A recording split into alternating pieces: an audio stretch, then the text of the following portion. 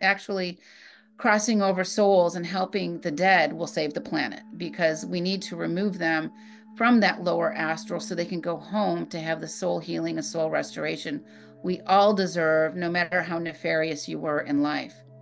But back to the original question, how did I get started doing it?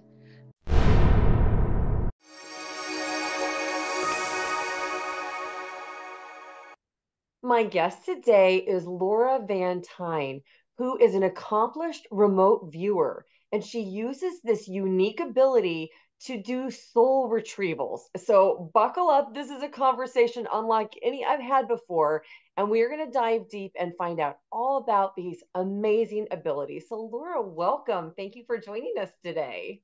Thank you for having me. This is going to be fun. It's going to be fun. So, what I'd like to start with, will you explain to everybody who doesn't know what is remote viewing and how in the world you bumped into this ability? Oh, okay. In a nutshell, remote viewing is the ability to project your consciousness to another time, space, location, or even dimension. It's a That's lot of work. fascinating. Hold on a second. Even another dimension. I haven't heard that really talked about very much. Yes. And so I do a couple of different types of remote viewing. I have been asked to search for missing persons on several occasions. And that type of remote viewing, I'm looking at a physical location. So, I'm trying to think of the last time. I actually had one case where the kid was found alive, which was like incredibly good, right? Because usually by the time Right. somebody calls me, it's not going to end well, but the family needs closure. Mm-hmm. And so I don't need to go on site to these places because I just need some information. I need some data. I need to know physically where was their last location, and I need a photo of them and that type of thing. And you sometimes will see psychics or whatever talk about that. And then I basically, um, most of the time, I just kind of close my eyes and I sink into it and I start searching and I'll get hits. So, for example, the boy that I was looking for, I think this was almost a year ago, maybe 6 or 8 months ago. He had disappeared. Nobody could find him. And the police were looking. He was a missing person, an official missing person. So I've got his photo. I've got some connection points. So it's all about connection points, right? How many data points can I get? So I get some data points of like where he may have been last, where he's from. And I just sort of kind of sink into it. And all of a sudden I see myself at a train station. And so I tell them, I said, I think he's at a train station. And they immediately go to a train station that was, I say, is not close. I feel like, and it's again, it's like I feel like I sense. And these are all forms of psychic ability that everybody has, but we all have them in different degrees and with different abilities. So I'm feeling and sensing where this kid is. I'm like, he's at a train station. He's at a train station. He's got somebody with him. He's got an older woman with him. Like, so the kid is like 14. I think he's got like a 20-year-old woman with them. And I said, they're going south. That's all I know is they're going south. Well, they found him. So I'm in Oregon, and they found him at the kind of around the border between Oregon and California. He was going south into California. What this kid didn't know, just typical middle class Americana kid, he didn't know he was with a sex trafficker. So a lot of times, sex trafficking, the middleman for sex trafficking can be women a lot of times because they appear safer. So he was about ready to go into a sex trafficking ring, but he didn't know it. He was angry with mom and dad and whatever teenage angst there is. And he's online and he finds this 20 something year old woman who says that she's 18, right? And so any kid is going to really believe this, especially if you're at that age, you're looking for love and acceptance and these other things. And so they got him. They got the boy back. That's So amazing. that was my one. They're all success stories when you can find the person, But when you find them alive, it was just like so heartwarming for me, right? Because when you find them and they're deceased, it's you can't go over that waterfall with them. You know, you have to have this detached compassion. I have this wall that goes up, whoop, no emotions, got a job to do, right? And so I look for cues and clues in the physical realms. And I don't do this type of remote viewing all that often. It's harder for me to do physical locations. I don't practice it very much either. Again, this is just a skill set. So we all have these skill sets. Any skill set we have, we practice at. If it's the piano, if it's cooking or whatever, it's no different. It's just energy manipulation. And so Mm-hmm. other form of remote viewing I do a lot of is between the dimensions. So we live in the third dimension where we can touch, see, taste, hear, smell, right? We got these tangible senses. So I remote view most of the time in the lower astral plane, which is the fourth dimension, the hells, limbo, whatever you want to call it. And there's a purpose for me doing that. The primary purpose is to help rid my client of some type of dark entity or nefarious energies that are attaching to them. So once you can do that, and I send them back to God's source energy, that person is free and liberated. They literally get their soul sovereignty back in a much deeper, more profound way. So I do a lot of that, but I also can remote view and connect with the higher realms, the angels, etc. So, I traversed the gamut. At first, when I first started doing it, it was so exhausting. I would like leave with this headache. So I'm a former middle school math and Spanish teacher by trade. I have Oh, a that doesn't have any headaches, Laura. no. So I have a book coming out actually in about a week or two from now. It's basically Battle with the Dark Side, my journey from teacher to exorcist. Oh, that's crazy. I love the title. So, and these are true stories of how I do what I do and why I do what I do. And back to the remote viewing, this all started almost 20 years ago. And one of my kids, I noticed was like, could see through walls and doors. I'm like, what the heck? And literally, the paranormal hells just rolled through our house one day. And it was a battle of the soul, basically. And my defining moment was, and we all have these anchor points in time, right? And so my defining moment was she comes racing down the hallway and just jumps into bed with us and says, Mommy, the shadow men are in my room and they said that they're going to steal my soul to break you. She's like 6. What do you do with that information, right? Well, as a parent, you don't sleep that often and you sleep with one eye open, right? And I didn't know what I didn't know. Like, I'm a middle school teacher, my husband's a business guy, normal, right? Why are they bugging us? I've still to this day have never touched a tarot card, okay? I don't dabble. And Ouija board, none of that stuff. And fast forward almost 15 years later, I figured out the why. Why us? Because these dark beings could see my potential future, a future I didn't know existed, and they were bound and determined to stop it. I get that now. I mean, I was so angry with God for years. Like, why are you doing this to us? Why are you, letting this happen? Right. It was my training ground to do what I do today. And I don't take what I do lightly. I don't take it for granted. It's very, very important work. And we talk about, how recycling is going to save the planet. Actually, crossing over souls and helping the dead will save the planet because we need to remove them from that lower astral so they can go home to have the soul healing and soul restoration we all deserve, no matter how nefarious you were in life. But back to the original question, how did I get started doing it? I didn't even know what it was. I'm Googling can see through walls and doors. This is like almost 20 years ago, right? I'm Googling all these things and I don't know what I'm looking for. I didn't have the vocabulary. And it was very frustrating. And finally, I figured out when somebody said remote viewing, I'm like, oh, that makes sense. So basically, it's the ability to go places in your mind's eye And for me, it's to solve problems, to help people solve their problems. And so when I work with somebody as a client relationship, they may have blockages they can't overcome. They may have, feel like they have entities all around them. Whatever that is, it's all the same because it's all just energy.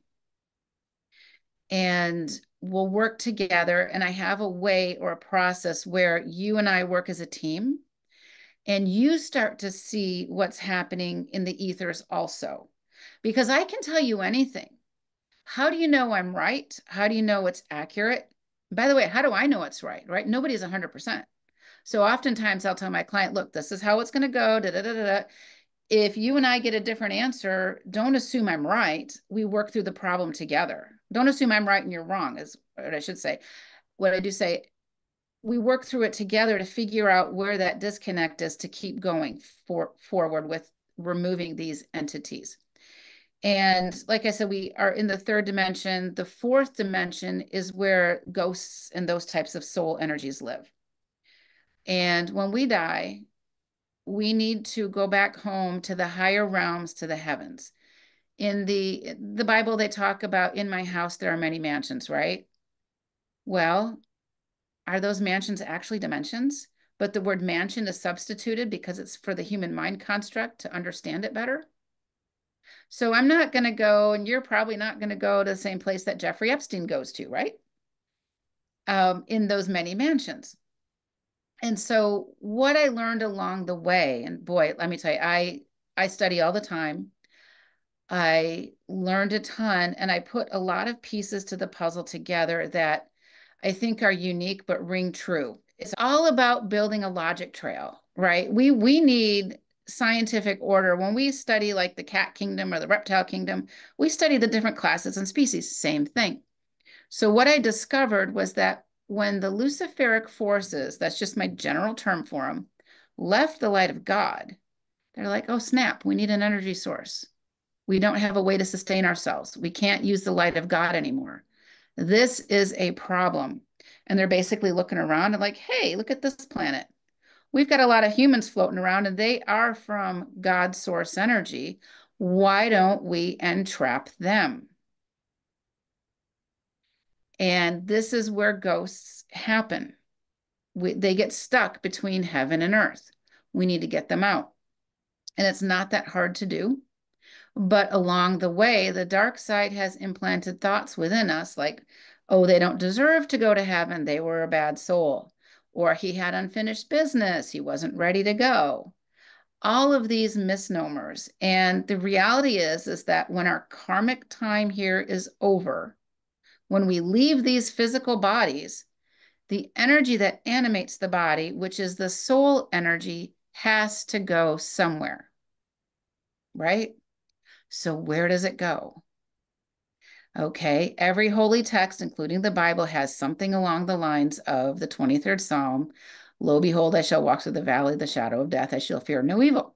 Well, if there's no evil there, why are we talking about it? So we need to go from this third dimension and skip through the fourth and back up to the heavens. And a lot of times we get trapped in there. The dark side has kind of taken that fourth dimension over, and they use it as kind of like a step down transformer to get their energy. It's a form of loosh if some people are familiar with that word.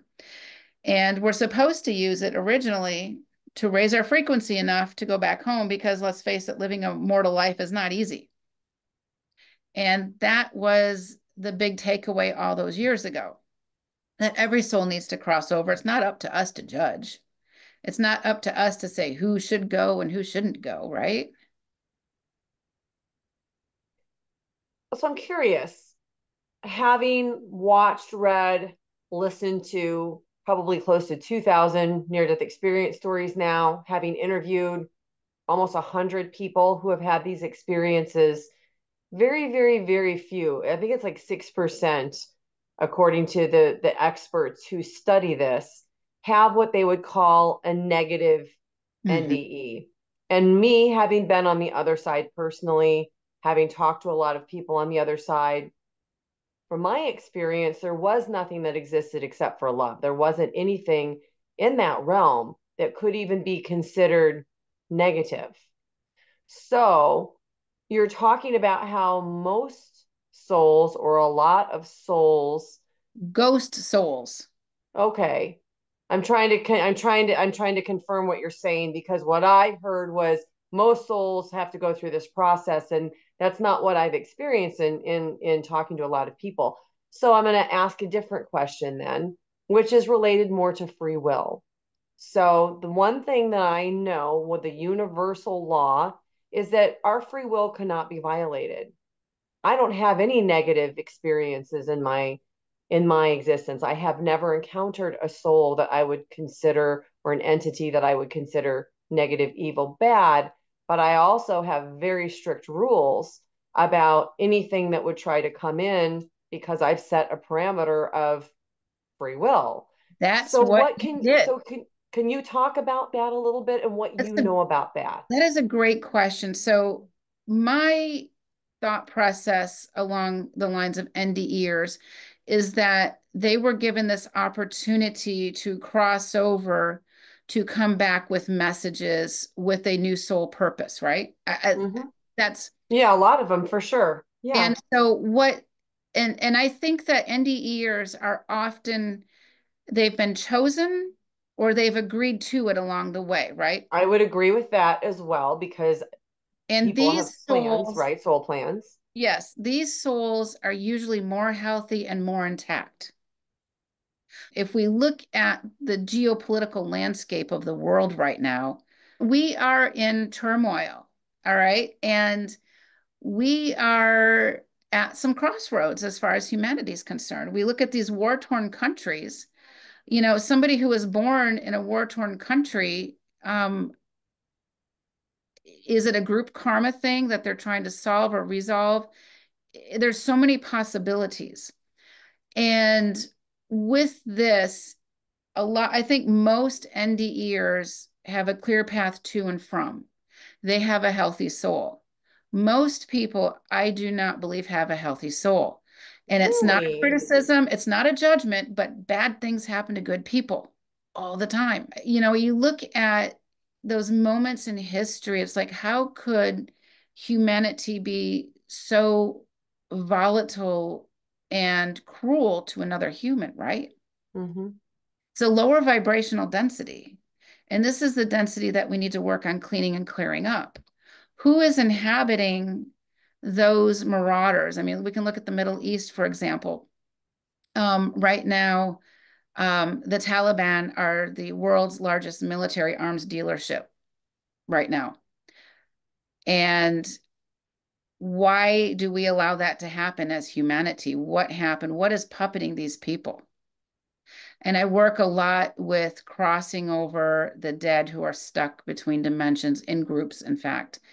And so we need to look at things with a little bit different lens without the fear, because Hmm. fear in small doses is actually quite helpful. Oh, don't go there, right? Fear in large doses can be paralyzing. Right. And that's when you can get hijacked or taken over, so to speak. So did that answer the question? It's a really good question, by the way. It's a very eloquent question, and Oh, it's thank you. very true. It's just, I mean, free will, I just really feel like that's just the overriding. And I mean, maybe that's one of the messages for people that are watching, is to understand that nothing, no soul, not even God, can overrule your free will. You have been given that as a gift to come into this human incarnation so that you can accomplish whatever you came here to accomplish. And when you set out your parameters for free will, they're yours and they can't be violated, I believe. They can't be violated, but what will happen, and I do past life regressions a lot because when people have some serious problems, Hmm. a past life regression can be really helpful. And I've actually done past life regressions where the Greys, for example, have soul napped or hijacked a person. They keep taking the person over and over and over. And I have the ability to remove those nefarious grays and send them back, but I quiz them. I want answers. And a lot of times what will happen is that they a person will come into this incarnation And if they're being overshadowed, they may come in with a false contract or contracts of omission or contracts with missing data. So these are not honest contracts, but we think they are. So our soul and our higher self will abide by what we think is accurate, but it's not. It's actually a violation of our free will. And it can be happening. It happens more often than not, unfortunately. But you And said something that you quiz these entities. mhm. So what kind of answers are you given when you're quizzing these entities that have nefarious intentions to begin with, I Oh, guess? well, Are okay. they telling you the real thing? Okay, so one of these nicknames I have on the internet is called a spiritual badass, okay? Okay. So, um, I'm working with somebody, and if it's a past life regression, that person is in a deep theta state. And that information is coming from their subconscious self and higher self. So that becomes even more true or more accurate than a conscious self, right? Because our conscious wants to like take over everything. But I also do a lot of work where I teach people to see what is happening within their etheric space, right? Within their energetic field. And if there are reptilians or grays or something like that that's interfering with them, I do have the ability to create I don't want to say it, like a containment field. Like almost like a white light of protection. Yeah, it's a little more complicated than that. But yeah, I put it in a containment field. They go in it, they can't come out. It's like one of those roach motels. Remember those old commercials? They can go Mm-hmm. in but not out. One of Mm-hmm. those things. And we pull them in. And I say we, my spiritual team, because I can't do this alone. I'm the boots on the ground person for this type of work, helping the other person who is in a physical body. And so when I quiz them, I will ask them, how long have you been with this person? Has it been more than one lifetime? Do you impact other family members or anyone else in this person's sphere? I will ask them about their technology capabilities. And sometimes they'll try to assault me from their containment field, and I'll just have to kind of like put them in their place. It's actually quite dangerous, but it needs to get done. And so I ask them as many questions as I can possibly think of. And then I'll even ask my client, do you have any questions? Is there something that I missed in asking that you wanted to know? And a lot of times when we remove these, and then, so let's say I've got a containment field, it's going to be bigger than this, of course, of let's say grays. Grays are known to abduct humans. That's what they're known for, is they abduct us and they experiment on us. You can see it throughout the history of this planet, throughout the cultures. It's not just one point in time case. So when I have the grays and I've got this little pot of grays here and I'm quizzing them, and by the way, most of the grays are actually non-biological entities at this point. They have bred themselves out of what I would call consciousness. They're more like robots. Not all of them. The higher level ones still have that consciousness level to them, but it's been corrupted. They don't abide by spiritual law that we were talking about. They don't care about it. That's a problem. And a gray can, I ask them, well, how many times can you replicate your consciousness levels? And I keep getting the same answer, 7. They can replicate themselves up to 7 times, What which do you means mean by replicate themselves? they can, let's say the grays are, we're going down a serious rabbit hole here. Sorry. The Why gray, not? they have the technology to replicate their thoughts, and almost like they have a bunch of TV screens in front of them. And they can go through the TV screens and they can work over here and they can work over here and they can work over here. So they can abduct this person and this person at the same time. So they can do that up to 7 times. And when I remove them or we remove them, I look for other satellite agencies that may be connected to them too, because I don't want anything left behind where they can cause more harm. I always have my team send them back to God source energy, period. I don't believe in binding, burying, and casting away, because if you cast something away, it can come right back. It can become your neighbor's problem, right? Burying and casting away, they can break free over time. And then you've got a bigger problem. Your hornet becomes a hornet's nest. So if anybody out there is working with a spiritual practitioner and they want to bind, bury, or cast away something, that's not the right answer. They need to go back to God's source energy. Put them in the hands of God again. It's not up to us to determine what happens to them. If I were to obliterate them, I'm karmically responsible for basically taking another life form. I don't want that responsibility. Hand them off. And I would never do that either because it's just not the accurate thing to do. Um, so I hope that kind of answers your question with, It does, but it made me think of another question then. So okay, if they're not completely conscious and sentient, then why would they go back to a God source anyway if they're a machine and not conscious? they don't, I send them there. It's above my pay grade to deal with that. I did my job. I got them in this little containment field. Here you go. I don't want to deal. That's above me. I'm just a mortal human. Hmm. And Okay. yeah, is there a little element of consciousness within them? Maybe.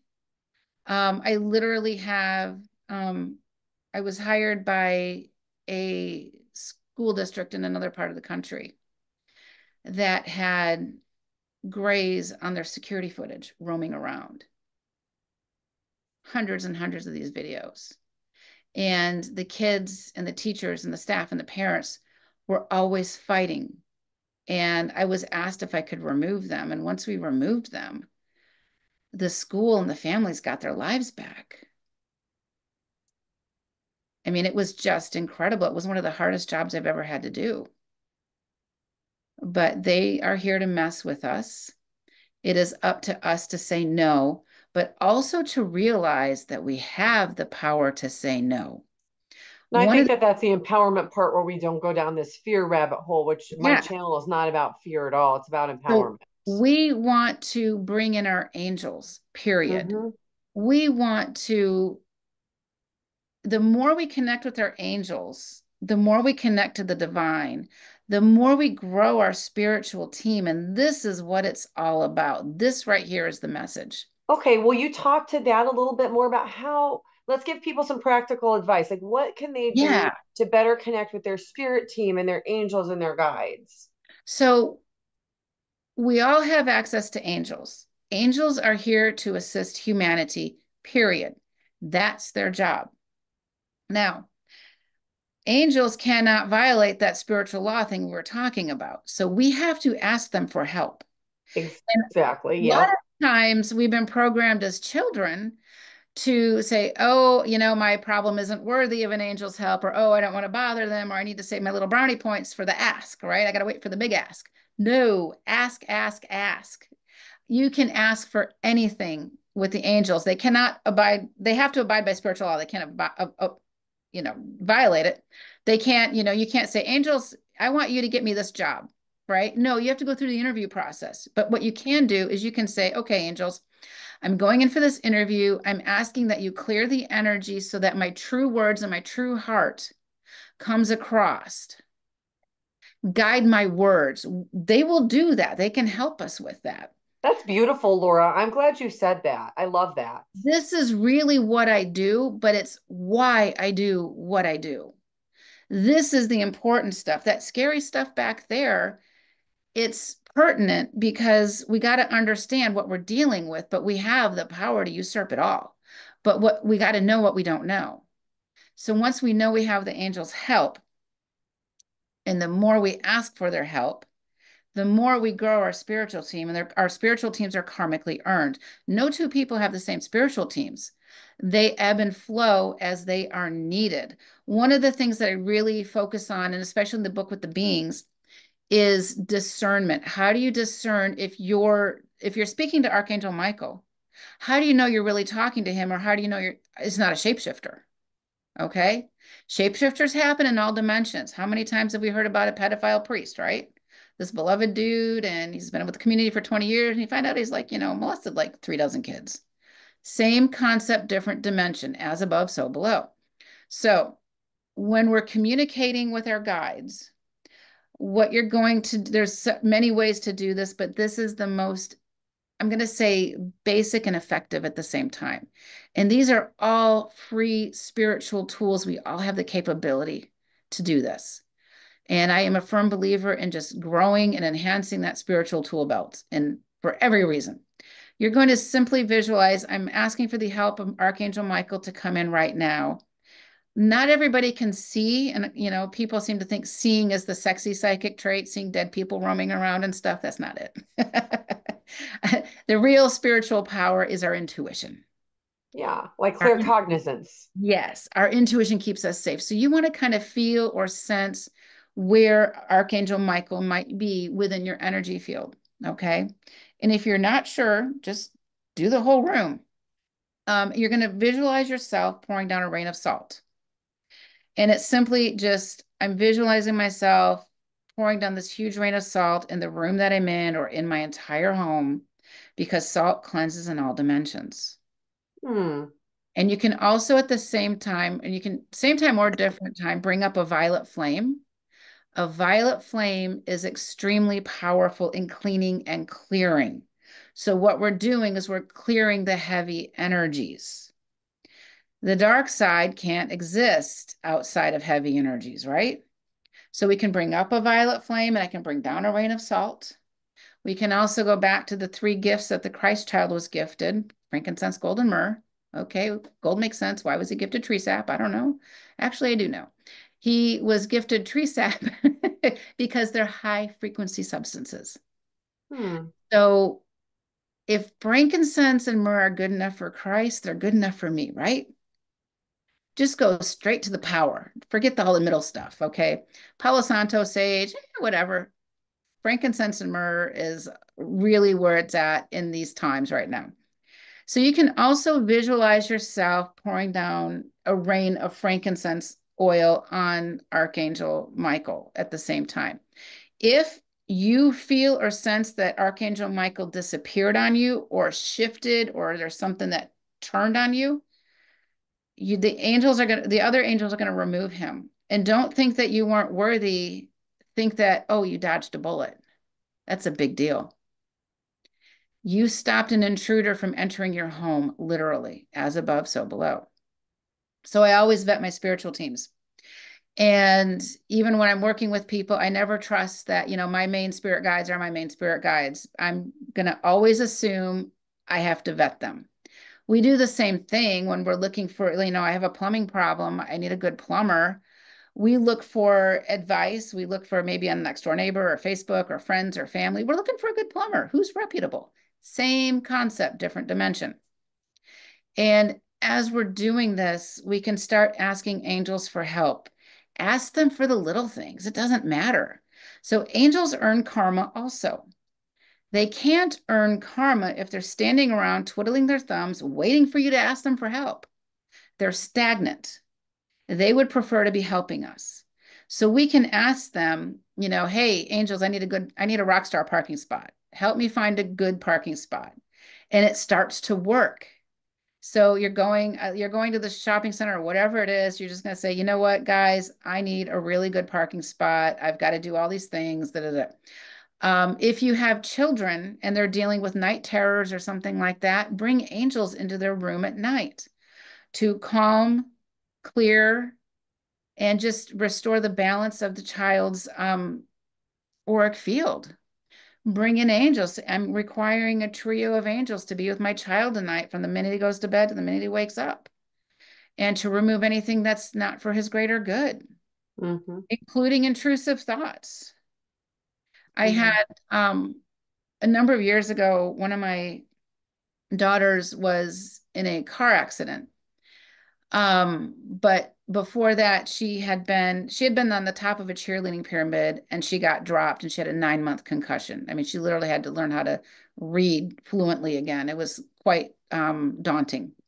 She gets her driver's license late and she wants to go surfing with her friends, right? Before that, mom would have to drive her and she'd have to run the 100 feet down the parking lot so her friends couldn't see that mommy drove her, right?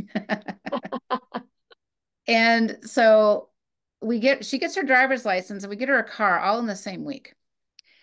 And that Saturday morning, she's going to go surfing with her friends and drive herself. And the night before, I got this really bad feeling. I'm like, no, you can't go. I literally blurted out, you're going to get hit by a drunk driver. It's not going to be your fault, but you can't drive yourself. I'll take you. You would have thought World War III would have erupted in our house. And I had to rethink this. Oh, mom, be normal, right? Stop being psychic, be normal. And I get that. And so I had to rethink it. And I thought, okay, that night before I went to bed, I had a huge ask. I said, I want every angel I've ever communicated with to be with my daughter from the minute she leaves the driveway to the minute she comes home. I want their hands on top of her hands. I want them to guide her, to keep her safe, to protect the car inside and out. I was very specific. It was a huge ask. And we're in San Diego, and we only live maybe 2 exits off the freeway to the beach. And she leaves. Not 10 minutes later, we get a phone call and her voice is shaking. Mom, I was in an accident. I'm okay. Da, da. So, my husband and we pretty much teleported there. And we get there and the officer on scene, the CHP guy is like, ma'am, I don't know how her car didn't flip based on this point of impact. So she had a smaller car and she was hit by a really big truck. And it hit her, it clipped her. And he says she should have spun out or flipped the car based on the point of impact. She got lucky. And after everything was cleaned up and stuff, I said, what happened? She goes, I saw him coming, Mom, and it was like my car floated. I felt this light bump and my car floated to the side of the road and it parallel parked. She goes, I don't know how it happened, but that's the power of angels. These angels changed the trajectory of her life and my family's life because I had the big ask. Don't be afraid to ask for the angels' help. These are higher dimensional beings. Vet them, okay? They're higher dimensional beings that are here to help us. There is nothing they can't do for us within the confines of spiritual law. I want to add one thing to that, Mhm. and that is I'm not a super visual person, so it would be a little bit difficult for me to try and imagine the raining of the myrrh and the salt, and that's not really my forte. So what I do personally is whenever I am talking to any of my spirit team, to angels, I always first of all say, I only want somebody to come in to work with me who is of God and of the highest light for the greatest good, period, because I feel like then I've vetted, but in a different way. So just another kind of a way of Yeah, what you and were. like I said, there are many ways to vet, Yeah. but we have to know that we can ask, right? Yeah. Yeah. Right. Right, absolutely. And I love that. I think that that's the biggest value of these conversations, because when I'm talking to somebody who's at a near death experience, when I'm talking to somebody like you who does remote viewing or these soul retrievals, likely the people watching are not going to have those experiences. Hmm. But you share these little nuggets of information that they can then apply to their own lives that do make a difference. And I think that that's the biggest value of having these conversations publicly. It is. And even that heavy stuff, it helps explain why people act the way they do sometimes. And to so guard up, right? Shields up. Back to the Star Trek thing, right? They get attacked a little bit. Say shields are at 80%, Captain. They get like hit heavy. Other shields are at 20%. Oh crap. Everybody's like wobbling, right? Well, I'm laughing because my initial, when you were describing all this, I'm like, she's a female Ghostbuster, like the movie from the '80s where they're contained and they're Right? in this little Yeah. package in this container. Get in there. Zoop. But back to Ghostbusters. So here's something interesting. What I learned along the way, and this is for any parent who has a child who's got night terrors or sleep paralysis, or even adults who do. A green night light creates a barrier from these dark ones, so they can't enter your space. So Why? Ghostbusters, What is it about the green light it's wave that makes a difference? green is a healing frequency, right? And it creates a barrier. It's a high frequency healing containment field. So the frequency of green at night can help create a barrier Hmm. to keep things at bay. And so, Interesting. Well, and then also kind of applying what you talked about too, could they also ask for that protection to keep those night terrors away prior to going to bed? yes. And then the next question is, did it work? Right? Yeah, did it? And so that is, and again, I'm all about the scientific method. I make the ask, I make the request. My child will not have sleep terrors. Any doctor who says that, oh, that's normal. No, it's not normal. Your child is terrorized, period. Um, if it works, great. If not, figure something else out. Try the green nightlight. Try playing Mozart music in the house. What we're doing is we're raising the frequency. So somebody who already has a high frequency won't have those problems. But people listening to your show can have those problems. So they need to know how to raise their frequency so they can get to that next level. And we all come in with different forms of baggage. Some people come in with this cute little Kate Spade bag, and some people come in with semi-trucks, right? We're all different. We all have different experiences and different experiences our souls need for this journey. Right. So the goal is to learn and to discern and to make good decisions. We're not here to, there's no learning in perfection. So if I make a decision and the outcome was less than optimal, maybe I inadvertently hurt somebody, I need to figure out how to repair that and atone for that and move forward. This is karma. And karma often gets a bad rap. It usually has that little 5-letter word attached to it that starts with the letter B. But actually, it's not that. Karma is simply balance. And so when there's something in your life where there's tension, tension means that karma is out of balance. There's something out of balance that we got to figure out and fix. And it's part of that stretch goal a lot of times too. How can we change things, change the way we do business? If I constantly have money issues or something, what is it that I can do? If I have chronic money issues, am I always blaming somebody else for that? Right? Or is there something I can be doing differently?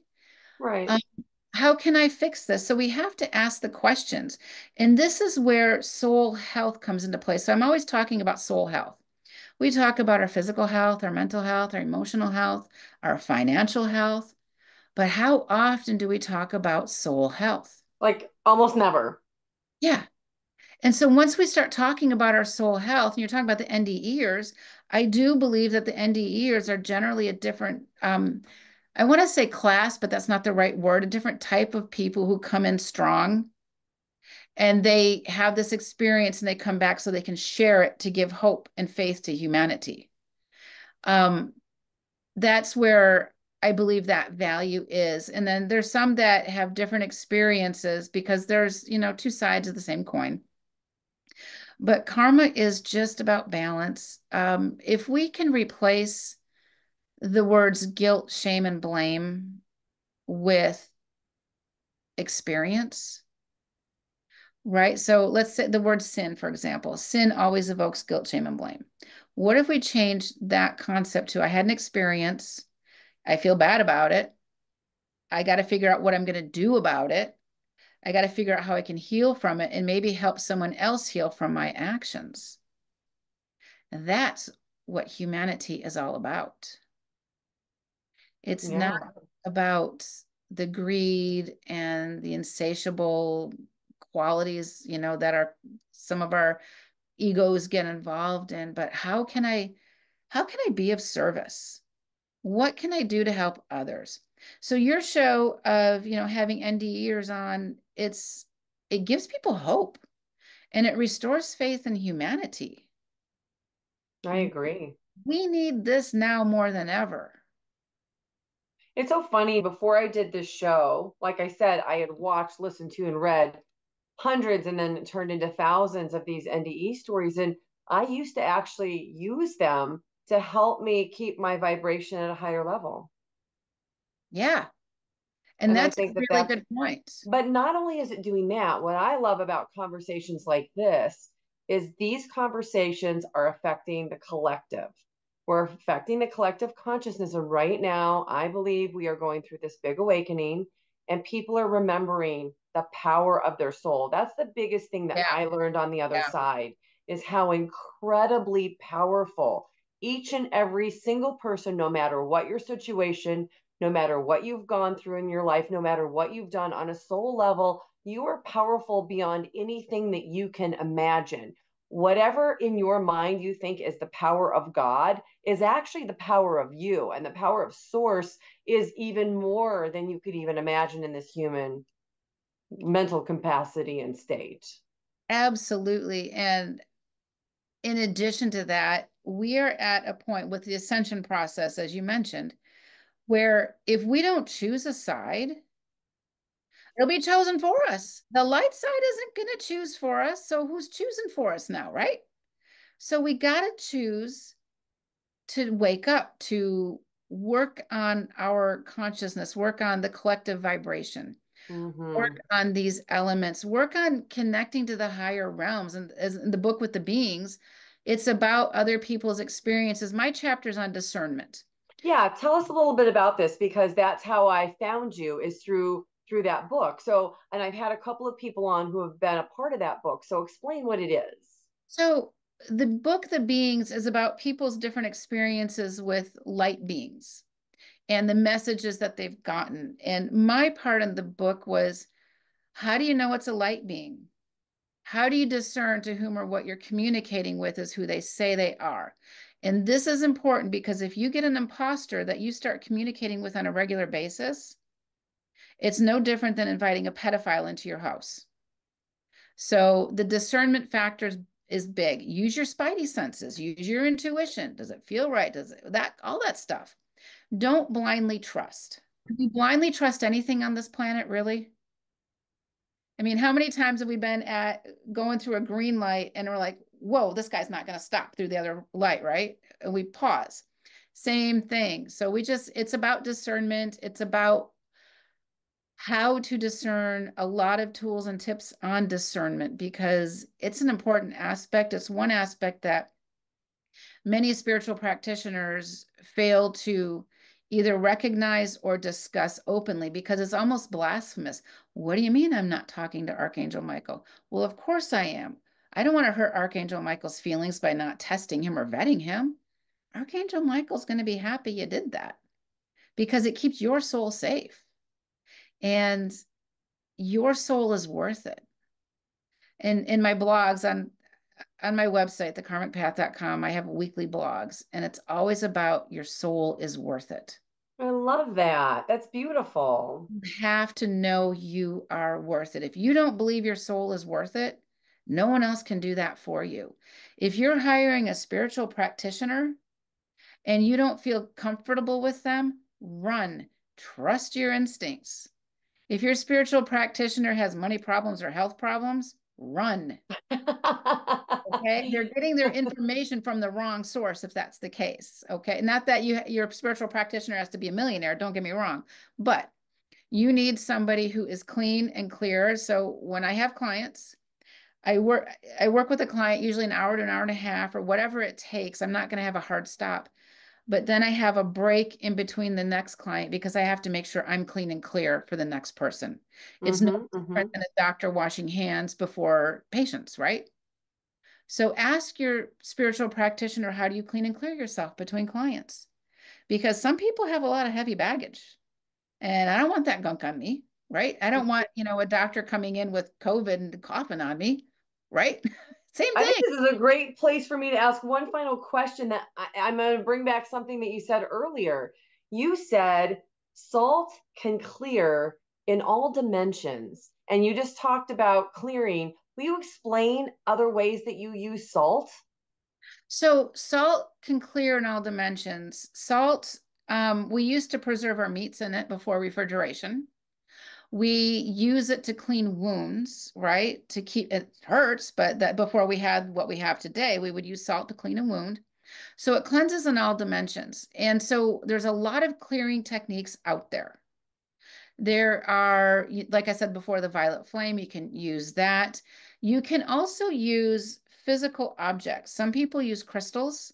Mhm. I have a ton of crystals, but I also have a lot of scalar energy devices, and scalar energy is sun source energy. And what it does is it cleans and clears and just shores things up. It tightens things up. So there's a lot of ways we can clear. I prefer to use the physical tools and the spiritual tools because they kind of dovetail like this. And you have to do what's right for you. What's right for me may not fit you because we're different people, we're different souls. Yet we are all one at the same time. So we have to understand that you got to do what's right for you. Trust yourself, learn how to grow your intuition. And a lot of times it's been knocked out of us as children, but our intuition is really, truly our most profound and powerful psychic ability. Mm. We, I have to share something with the audience that just happened right now that nobody is aware of. So, Laura, it's so interesting that all of a sudden you turned and started talking about scalar energy. And this is one of the areas I am super into anti aging and natural healing. And I believe the healing of the world is going to be vibration, frequency, light. yeah, And I have been investigating a scalar energy healing technology. And I have asked my spirit team to bring in information and references to understand that what I'm looking at is real. And you are the third unsolicited conversation about scalar energy in the last 3 days. So thank you for there's your that for me. sign, right? And by the way, those signs are important. They're super important. This Yeah, the second most popular video on my entire channel is about signs and synchronicities. absolutely. I'm all about that, right? I Me mean, too, yeah, those are guideposts for us. for Absolutely. sure. So thank you for bringing a really important one right now because I'm seriously like really into this. I really want to know what it is. Okay. So, you've mentioned where people can work with you and your website and your book. Is there anything else that you want to know about people who are interested in working with you? You can go to thekarmicpath.com. My website is about helping people with information because there's a lot of really dangerous information out there. I have been through the ringer and back, hell and back, like daily practically. So what I try to do is I'm trying to condense what really works, what has the most horsepower to it. There's online classes for spiritual self-defense. I have a series of online courses coming up about how to help raise your psychic child because there's really nothing out there and you want to keep your child safe in all dimensions, period. I have another book about how the unseen energetic world affects us and what you can do about it. And my first book is Soul Tribe Navigating the Spiritual War, which is basically a tool book on how to help yourself free yourself, retain your soul sovereignty on a deeper level. It's a short book. It's more of a almost like a handbook or a manual. And then there's the beings book, of course, which talks about all these different beings and that people have had contact with. And these experiences are not unique or new. If we go back through the history of the planet, we can see there's words for angels, demons, and ghosts everywhere. Doesn't matter the language, doesn't matter the era, they're everywhere. So if they didn't exist, why is that true throughout the history of humanity? So thank you very much for that. I appreciate that. Yeah, well, this has been a fascinating conversation, and I want to thank you for what you're doing to help wake up the collective consciousness. Well, thank you. And you can start it with a trigger warning. Start the video with the trigger warning. I love it. I love it. Well, thank you so much, and thank you everybody for watching. Thank you. Next up, check out this playlist of other NDE interviews. Please like and subscribe. It really helps this channel to grow so I can bring you more content. Thank you for watching. I'm so glad you're here.